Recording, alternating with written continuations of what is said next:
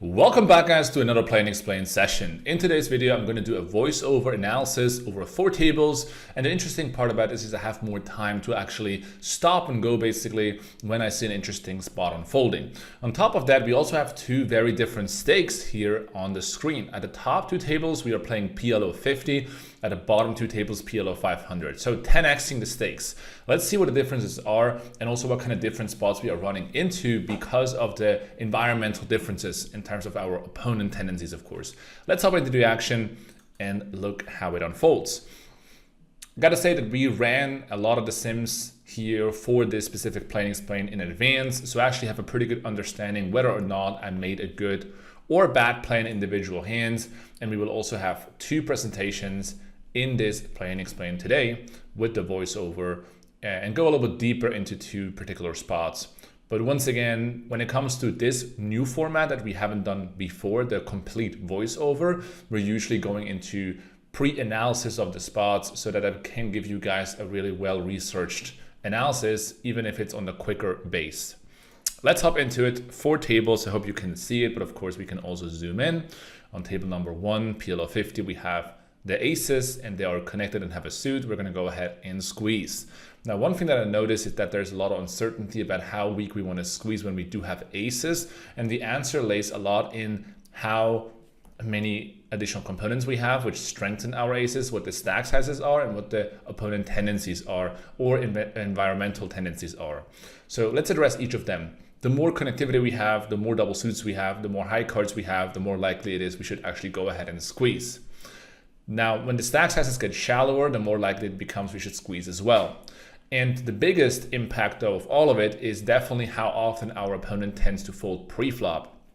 Specifically when we are multi-way and we're out of position against 2 players, it's a very difficult spot. Although the SPR is small and we could theoretically just jam, we're going to run into a lot of spots where we don't know how many players are going to stack off. And that's a huge disaster because against 1 player, our stack off threshold is much different than against 2 players. Against 2 players, we not only need a lot of equity to hold on 3-way, but also we need a very specific type of equity, which is quite nutted because we have to win against 2 opponents now, or even 3 opponents sometimes. So even though we can shallow the SPR against multiple players, the real problem is against multiple players, we don't know how many of them will stack off on the flop. And that makes us want to check a lot of the times in those squeeze scenarios.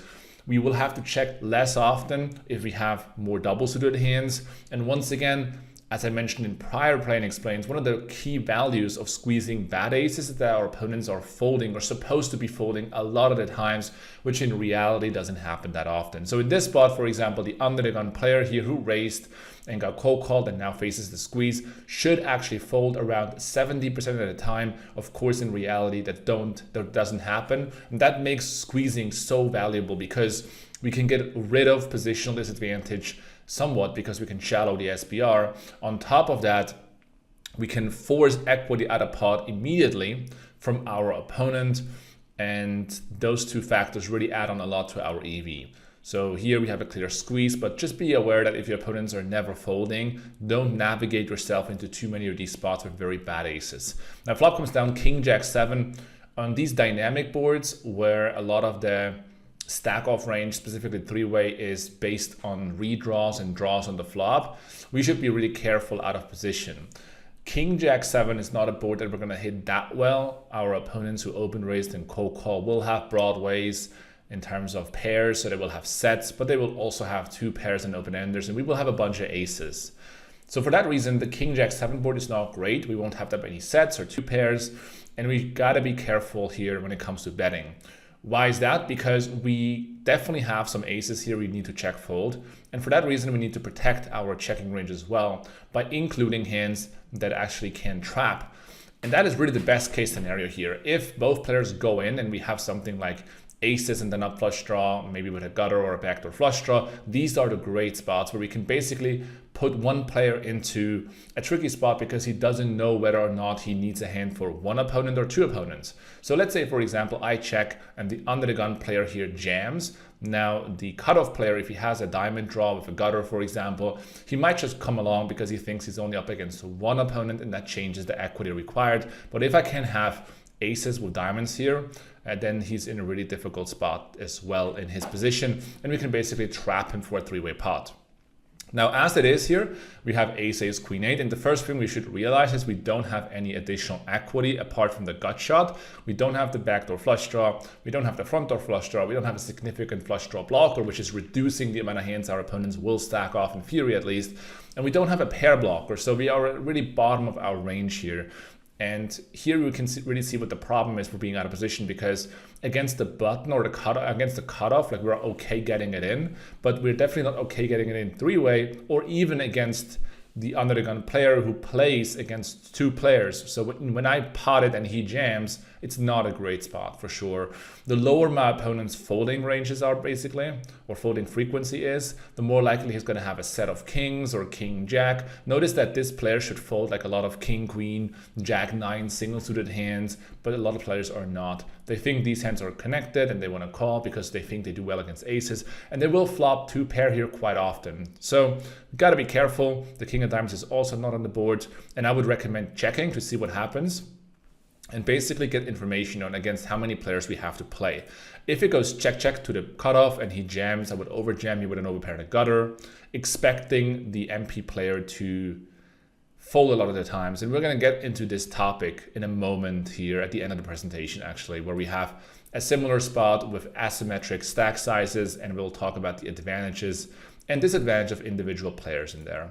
Anyway, we get it in on the flop by potting. I'm pretty certain this is a mistake. We should actually go ahead and check. And against this specific player or this specific stack size, we should actually go ahead and check fold.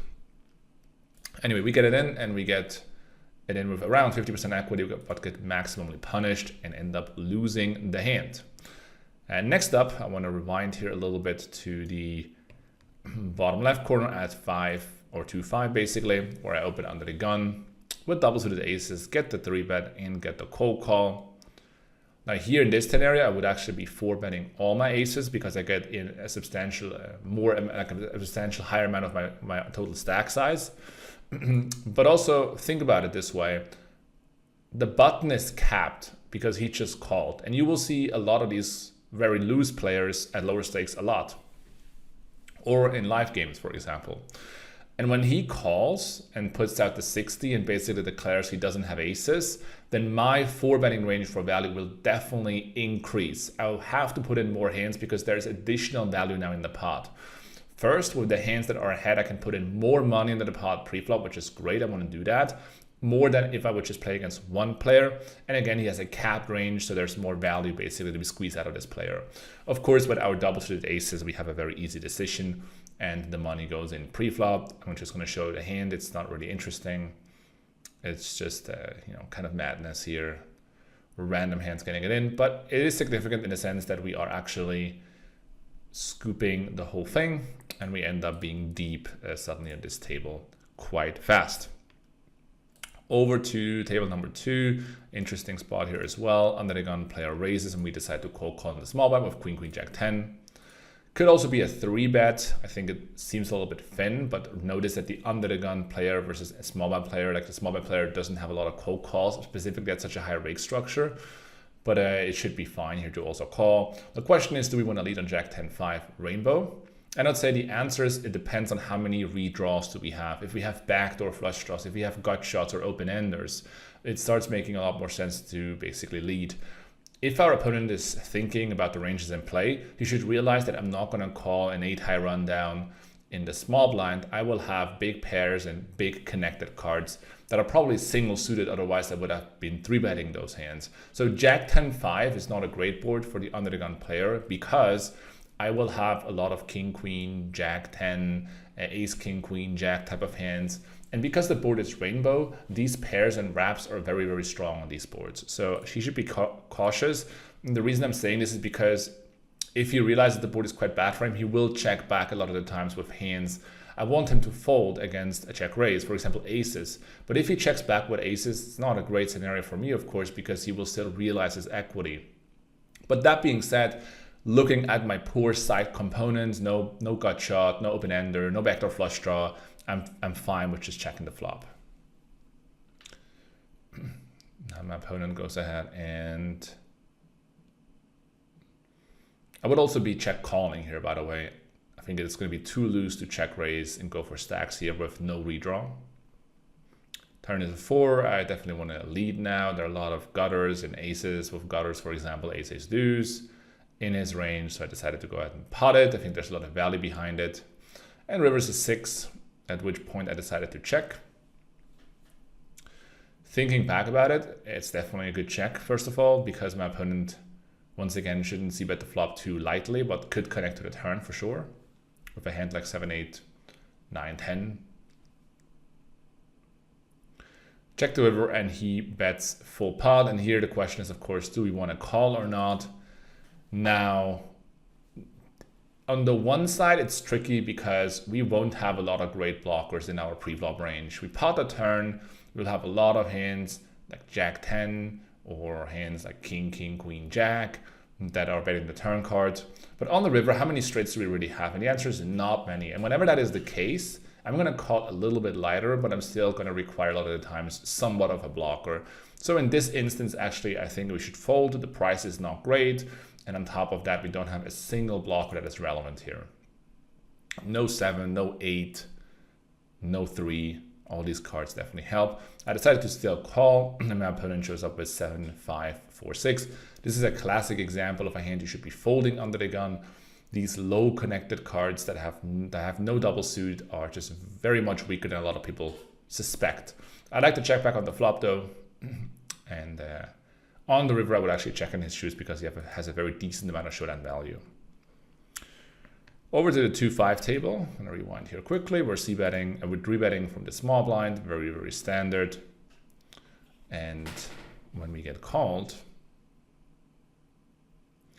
we run into the SPR lower than 3 spot with the overpair and the king eye flush draw. We definitely want to bet and start building a pot. Our opponent could float, our opponent could bluff raise, our opponent could jam with weaker flush draws. Let's start betting and getting it in against the raise. My opponent folds.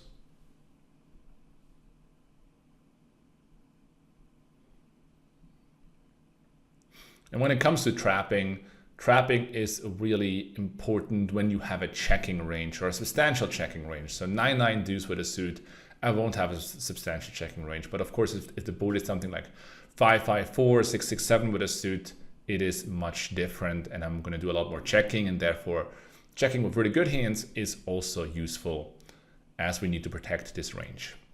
Ace, King, 7-3, easy open, of course. I'm going to go through around 10 minutes of footage over 4 tables.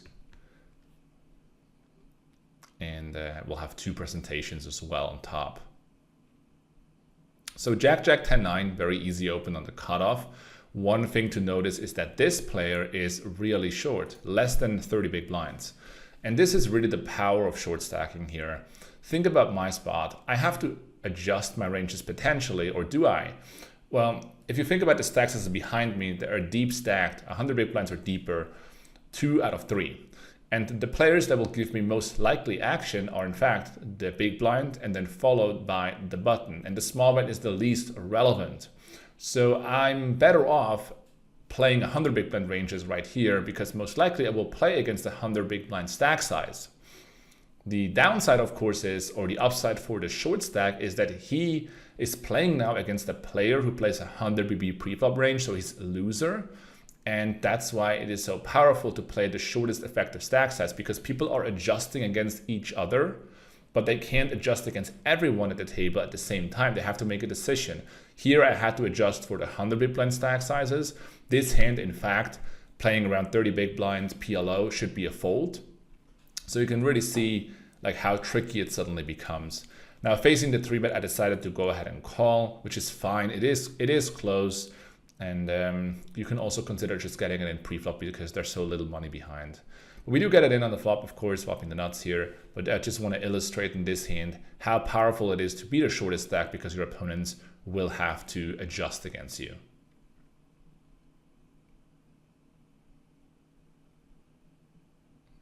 That's actually incorrect. What I'm trying to say is it is so powerful, yeah, because they have to adjust, but maybe they can't because most likely they're playing against deeper stack sizes. So they actually can't adjust against you or won't adjust against you.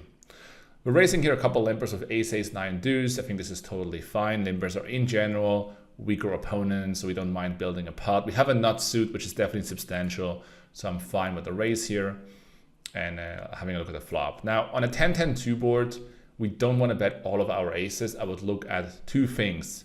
First of all, blockers, and secondary backdoor equity. So here we have a deuce, which is a blocker. It's not a substantial blocker, but it's a little bit of a blocker against deuce deuce, of course.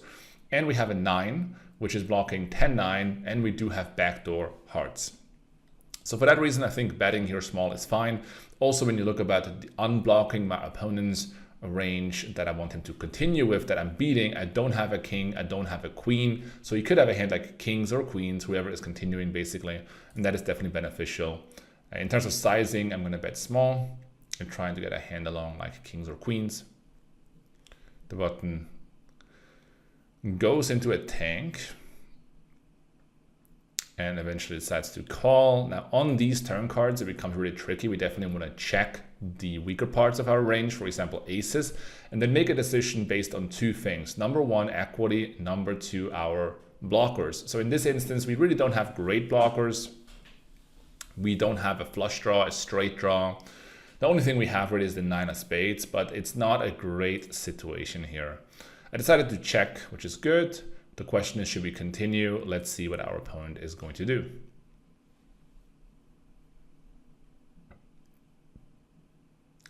So he bets almost pot.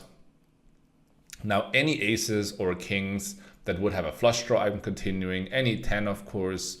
Any gut shot with an overpair, I would continue. But here I don't have any of these cards, so I decided to actually go ahead and fold.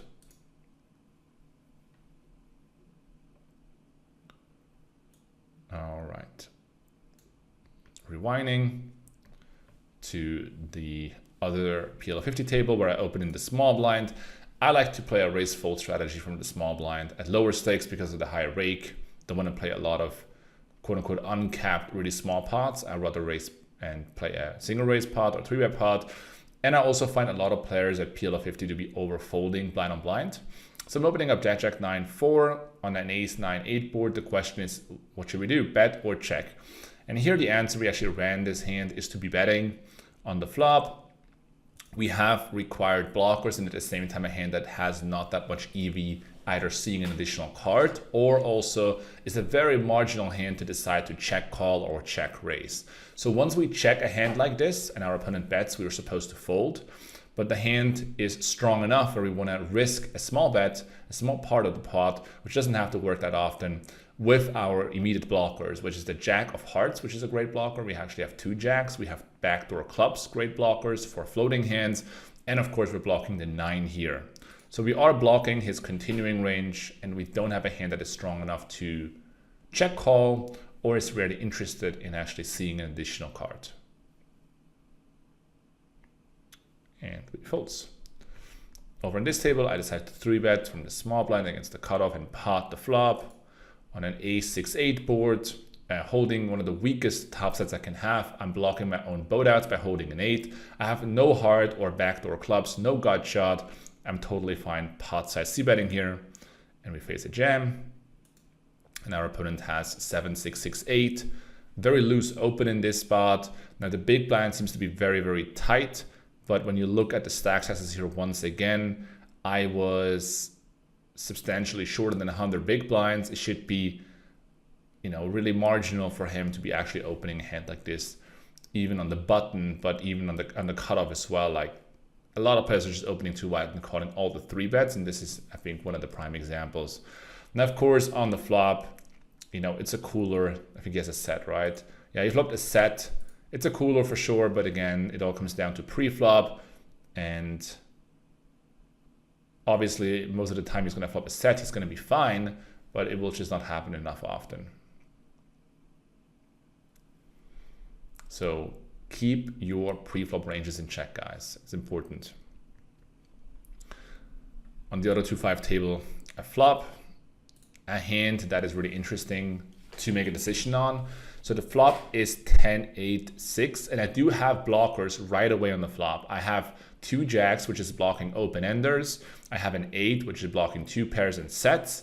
and have some additional equity, so actually benefit sometimes, or at least have some EV and options going to the turn in an inflated pot against a tighter range. If the turn would be a straightening card, I can represent hands with my 2 jacks and lower the frequency my opponent has the nut straight, basically on a 7, for example. So I think actually betting the flop is my preferred option. Decided to go ahead and check. It's not a big deal, but I like to see basically myself betting. And now check the turn because we have substantial showdown value, but also showdown potential, which means we can win the hand at showdown in different runouts. I think I don't like the flop decision, but on the turn, I'm totally fine with it. I raise the button here with 40 big blinds with Jack 10, 10, 3. This is actually a little bit too loose. It's not a huge deal if my opponents are over folding, but as you can see, I have very little data on these guys, so I wouldn't necessarily attribute it to their fold frequencies, and this is just a little bit too loose of an open raise.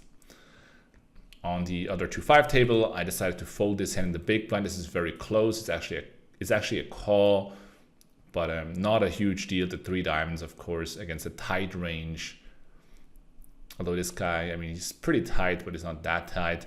Still should be a call, generally speaking. The nuttiness of the hand and the raw equity is good enough. Over on the other 2-5 table, where I decided to squeeze with a beautiful hand. This hand is going to perform very well in a 3-way pot. And once again, it leads us to one of these decisions where the shortest stack size is actually on the button and not here. And there's a big difference how the asymmetries are laid out when it comes to stack size distribution. So if this guy is the short stack and he is the deeper stack, then for him, it's a much different spot. For these players, it's anyway much different spot, which we're going to discuss in a moment here in the presentation. But the first player decides to fold because he probably fears that he might jam over the top and I can reopen. And the flop is a very standard push, SPR 1, a little bit lower than 1. We have top pair. We are going to pot. Next up, in the big blind, we defend against the MP player with ace, king, jack 3, standard. On the flop, my plan was to check fold with top pair, no additional equity. But when he checks back, I feel like he's not going to have a lot of hearts in terms of flush draws, but also he's not going to have a lot of flush draw blockers because they should be betting the flop. It's not like the board is so coordinated that the MP player is just going to check back aces with hearts that often, because I don't really have a lot of incentive to check raise the flop if he has the ace of hearts, because the runouts, like this board is very run out oriented, which means the runouts will change the nuts very often on this specific board. And for that reason, even if I have jack 9, even if I have jack jack or 9-9, I'm not going to be check raising 100% of the time. So when he doesn't bet, I feel like he is going to fold a lot. I don't have a hand that necessarily wants to check call. I can get over pairs to fold. So I'll decide to start betting here. And I'm pretty sure it worked.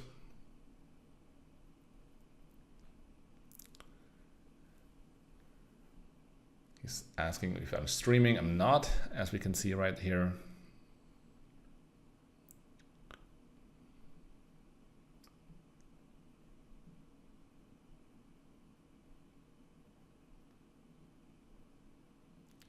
I'm a mastermind member. Well, shout out to you and welcome to the Plain Explain. All right, over to this table where we flop a boat. So raising the cutoff, big blind calls, flopping the boat. Here, notice that we should bet because we're not blocking our opponent's continuing range. Also, the in-position player should anyway bet the nuts. Very, very frequent to allow the out-of-position player to check raise or just generally build a pot. We're playing Pot Limit Omaha, so we need to inflate the size of the pot, and that is an absolute must when you are in position, basically. Now, sometimes when we have, let's say, king, king 8 with diamonds, it's not even possible, but let's say we had king 8 and diamonds, then we can definitely consider checking back. But generally speaking, go ahead and bet your best hands on the flop already. So here we are betting. On table number 2, the PLO 50 table, we are squeezing a great hand from the big blind against the button, open and call. And you will see these really loose small blind calls a lot at lower stakes. Make sure to widen your squeezing range. Now, this hand is not really widening it. It's a great hand, but you should be 3-betting more hands than GTO because the small blind is calling too often here. The small blind shouldn't have pretty much a calling range at lower stakes because the rake is too high. When the board is 7-8-4, of course this hand is folding, but what I'm trying to point out here is this is a very bad board for the squeezer, and we will have to check a lot just to fold.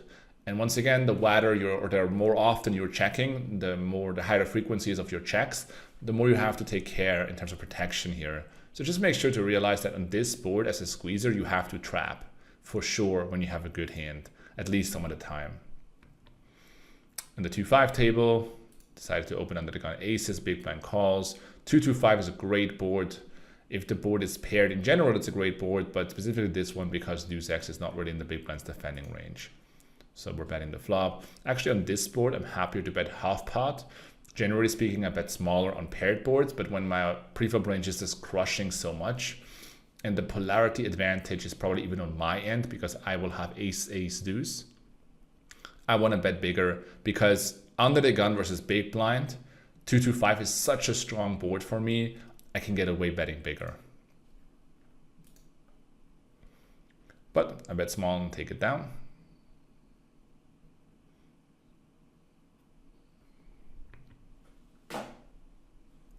Clear fold.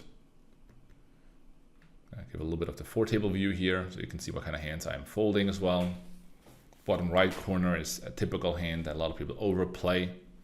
Easy fold, even against the button open. Those low cards are much weaker than a lot of players perceive them to be.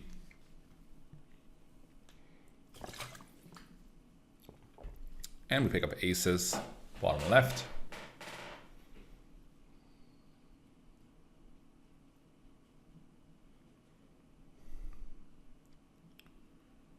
On the bottom right, we also have a nice hand, ace 10, 8, 5. And another 2-2-6 board. I definitely want to bet half pot here. Once again, the value is increased. Decided to go, oh yeah, now I decided to go for half pot. I like it. My opponent calls, okay, interesting. Turn is great. Not only do we pick up a gut shot, but also it seems like my opponent has something, and my aces are very, very strong here. We're ahead of kings. He could call with a hand like kings and a flush draw, kings and a straight draw, or just kings basically. So I decided to bet the turn again, big, because my preflop range is so strong here. We both won't have a lot of boats, but we will have a lot of overpairs, but I will have the better ones. And he goes ahead and folds. Next up, we have Queen, Jack, 10, 6. Raise that under the gun. Double suitedness, connectivity, high cards. Clear open. And in this one, I guess the big blind is going to call. And the flop is King, 10, 5. Now, when you think about a medium strong hand, that's pretty much where we are. But there are still reasons to bet here. The first thing that comes into my mind is just the advantage the under the gun player has on these high heavy boards. If the big blind would play correctly, so GTO and fold a lot against under the gun, it is going to shift a little bit at least. But on these draw heavy boards, so lots of draws are possible and a lot of high cards are on board, the in position player is just so much stronger, specifically if we are racing from under the gun. On top of that, it's a wet board, so the in position player once again is an advantage whenever the board is changing the nuts, often from turn river, flop to turn to the river. Another reason to bet. And lastly, we are very deep stacked, and when we are deep stacked on wet boards, we can extend our betting range. And with our hand, it makes also a lot of sense because we do have some nutted runouts. So I'll just start betting. A lot of the times players are over defending anyway, and then they will have weak king X, for example, weak flush draws that we can either get value from or barrel off on later streets. So I decided to bet here with most of my hands. That's why it shows this smaller sizing. It's really hard for the out of position player to do much about it because we are so deep, and the under the gun range is just so strong on this board. So here we come to our first interesting hand that we're going to analyze in more depth. Ace, king, queen 10. The ranges here in play are basically cutoff opens, normal range here around 30%. The button co-calls, the button is very loose overall. It's not extremely loose, but very loose. I would eyeball his range here to around 40% of the hands. And I decided to go ahead and squeeze. The cutoff is also a player that folds versus 3-bets, so there's additional value. And of course we have great blockers, but at the same time, not great playability in single raise pots. due to the lack of connectivity in our hand. So I decided to go ahead and squeeze. Our hand is very top pair heavy, or top pair heavy. This hand will make a lot of top pair hands. Ideally, we have a top pair and a gutter and a flush draw, somewhere around those lines, but generally speaking, strong enough to be 3-betting, specifically with the capped button range that is a little bit too wide. Let's see what happens, because the flop and the turn will be tricky to play.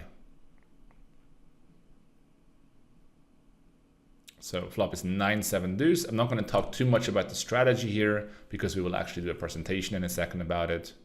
I'll leave it up to that. But on this flop, of course, we are going to check fold this particular hand. But notice once again on the 9-7-2 board, we do have to check a substantial amount with our preflop range because we won't connect that greatly. And whenever that is true, then we also have to start including some traps. Turn is a king now. And my opponents check back on the flops, so they're going to cap the range. And we have now an asymmetry in stack sizes. The cutoff is only 2x pot behind, and then the button around 4x. And that led me to believe that I want to go ahead and bet half pot here and stack off against the cutoff, but fold against the button jam. Whether or not this is a good idea is what we're going to figure out in the analysis part. So I bet, cutoff folds, and the button comes in with a jam, and we have a pretty easy fold. So let's analyze this hand in more detail in our next presentation. How do we handle multi-way 3-bet pots with asymmetric stack sizes? The following situation occurred. We are squeezing from the small blind against the cutoff and the button. Both players are calling. The flop is 9-7 two-toned, and here are the stack sizes in play. Against the cutoff, we have an SPR, a stack to pot ratio of 2.1. Against the cutoff, the SPR is 3.5. How do we approach this situation? First, we're going to have a look at the GTO frequencies here. How often should we actually see bet being out of position against two players, and where the short stack player is actually next to act to us? That is an important detail to take into account. First of all, we're checking a whole lot. 76% of the time we're going to check. That is way more often than most players are actually checking. And we're going to talk about why it is so important to check here and also trap with the right hands in order to leverage the stack size asymmetries the best way possible. When we are betting, we're betting half pot 15% of the time and full pot only 9% of the time. So we're betting half pot more often than full pot here. On top of that, we're betting extremely selectively, as we see. Mainly we are checking because we're out of position against two players and the positional disadvantage is big. We don't know how many players are going to go broke here, and we don't know which one will go broke. By checking, we can also put the button into a really tough spot. So how does the button get into a tough spot here? So let's imagine we're checking from the small blind, and the cutoff now decides to bet. When the cutoff bets on this draw heavy board at SPR 2.1, he will pot. That's the only reasonable bet size because he will commit himself on this board. When he bets full pot, he actually puts the button player into a sandwich position. Now with an SPR of about 2, the button would need only 40% equity to go broke against the cutoff. The problem is that there's another player behind him with a higher SPR of 3.5. And he doesn't know whether or not the bigger stack size, so ourselves, will also go broke. So he needs a threshold that is higher than 40% to go broke with. And that basically makes him overfold certain hands. So on the one hand, the cutoff has a high incentive to actually go ahead and bet somewhat light and commit themselves because the button has to fold. And we in the small blind, we have definitely interest in trapping hands so that we can take advantage of the situation because the button might potentially make a mistake because he doesn't account for the fact that we are actually trapping potentially and come along as well. So we leverage this effect here by trapping the small blind with hands like ace 6-5, so the nut over pair, a gut shot and a nut flush draw. Top set, which is also now a 3-betting range, ace 9-8, as well as ace jack 10-8, which is the nut wrap and the nut flush draw. Getting it in 3-way with the deep stack button is the dream scenario, and we can enforce it a lot more often by actually checking these hands and then letting the cutoff bet. What are the effects of these stack size asymmetries for the other players on the table? So let's talk first of all about the button. Sorry, the cutoff. The cutoff is going to bet full pot slightly more often because he is the player that can deny the most equity. His threshold for stacking off will be the lowest. Why can he deny most of the equity here at the table? And the answer is because the button behind him has to fold certain hands that have 40% equity because there's another player behind him and that player is deeper. So from that perspective, the cutoff has a high incentive of actually just go ahead and pot here and put the button into a sandwich position. Now, when you think about the button is only going to bet half pot here on the flop. Why is that? Well, when he bets half pot, he can take advantage of basically the cutoff player folding very, very often. Again, the cutoff has a high incentive to bet himself to put the button into this really awkward situation. On top of that, when he bets half pot, the small blind is in a weird spot on himself because he has to continue in a draw heavy board with quite a bit of a range, while the cutoff can potentially come over the top, and he still has to be out of position for 2 streets on top on a board texture is not great for his preflop range. So all things considered, the button wants to bet small and polarized and take advantage when both players are checking to him. When he's betting half pot, then the small blind, so here ourselves, we will be sandwiched with the cutoff player who can still go all in some of the times, and therefore he can generate more fold equity by betting small. Our flop decision here with 9 or 9-2-7 with our actual hand, of course, ace, king, queen, 10 is to definitely check fold. We completely missed the board. We have no business in actually betting here. And the more important part about this specific board is which hands are we going to trap, which we already talked about. But the flop gets checked through, and the turn is actually the king of spades, which gives us top pair, top kicker, and a gut shot. How are we supposed to play here? We likely have the best hand, and we want to bet for value and for protection. By betting now ourselves, we put the cutoff, for example, into a weird spot where he's facing a bet, but there's another player behind him who could potentially raise or come along. And also it looks like nobody has a good hand because they both check the flop. It is unlikely they have top set as we are blocking that by holding a king. And we don't mind stacking off against the cutoff at SPR 2.1 with top pair, top kicker and the gut shot. We don't want to stack off against the button. So the solution here is to go ahead and bet at a mix 40-60. So we want to bet this hand sometimes, want to check sometimes. Now, when you think though about what happens when these players go all in, again, against the cutoff, we're going to get it in. Against the button, we're going to go ahead and fold. Next up, the population tendency here on the flop doesn't protect the checking range nearly enough. So when you look at the actual solution in GTO or in the solver, you will see that the cutoff will have some slow playing hands and the button as well to take advantage of a king of spades like this one here and then raise suddenly with hands like a set or 2 pair and a flush draw, and trap us as well. A lot of players are not doing that when the pot gets really big. And for that reason, we actually think betting here always with our specific hand is a good exploitive adjustment instead of making it a 40-60 mix. Now, I want to remind you, be aware of all stack sizes in play and when asymmetries are taking place. It really matters a lot, thinking these spots through, and start off by thinking about how often do you need to check as a preflop raiser.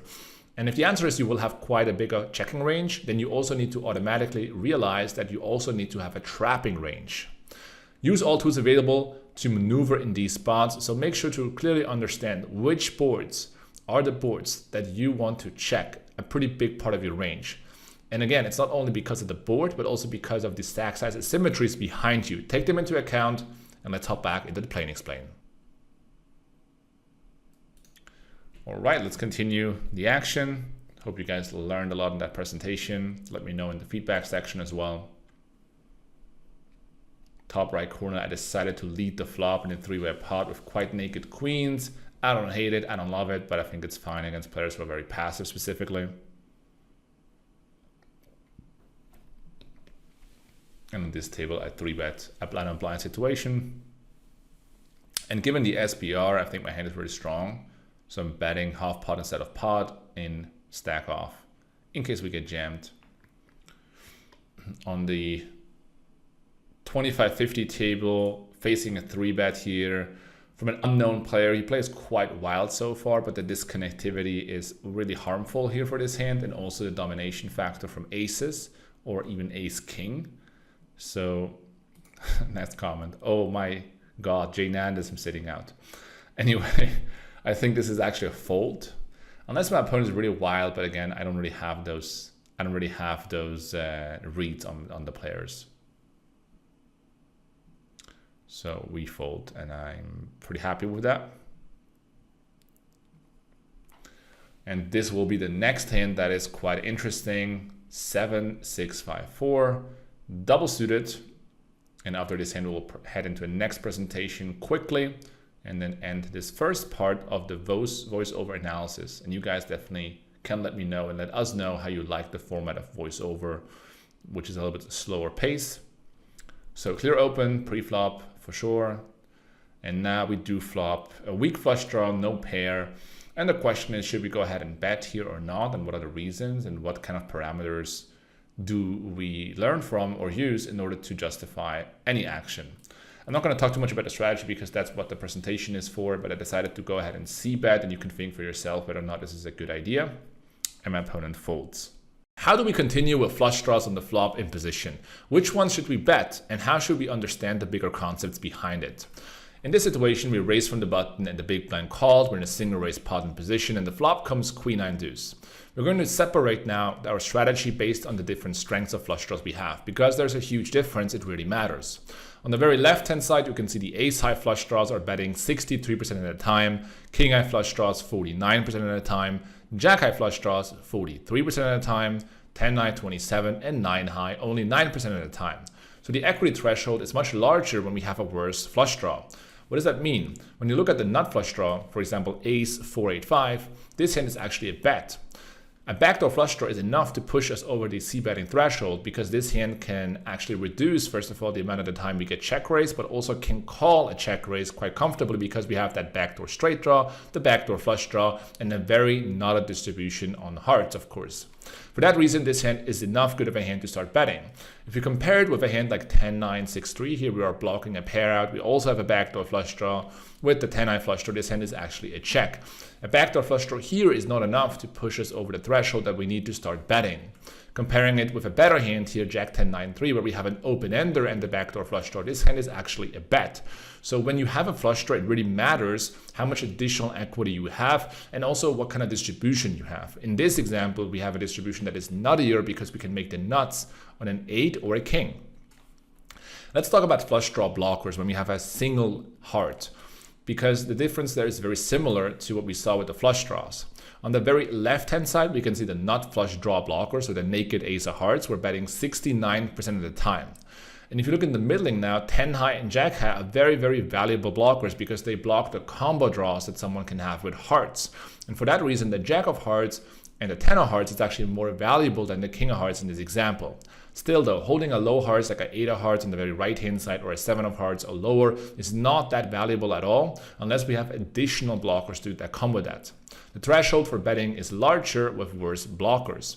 Let's make some examples. Ace 10, 5, 3 for example. We have absolutely nothing on the flop, but we do have that 10 of hearts, which really matters. This hand is actually a bet. The best blockers can bet really often, even if we don't have additional side equity. Here we're blocking Jack 10, and of course we're blocking flush draws. What about a hand like 7, 6, 5, 4, the hand we actually had? This hand is a check. The threshold here is higher. We need more additional equity or better blockers. 7, 6, 5, 4 with 3 hearts is actually a bet. With 3 hearts, we have better blockers and less equity, so a less EV for actually checking back. We're going to talk more in the future about flush draws and how to bet them, but for now, I want you guys to realize that it really matters what additional equity you have, and think about when you're heading to a flop, what are the most important blockers, even if it's just a single card, like the 10 of hearts. And also, what are the effects of holding 3 hearts versus 2 hearts? Because sometimes the effect is that we end up betting as we are blocking our opponent's continuing range more, just as in this example.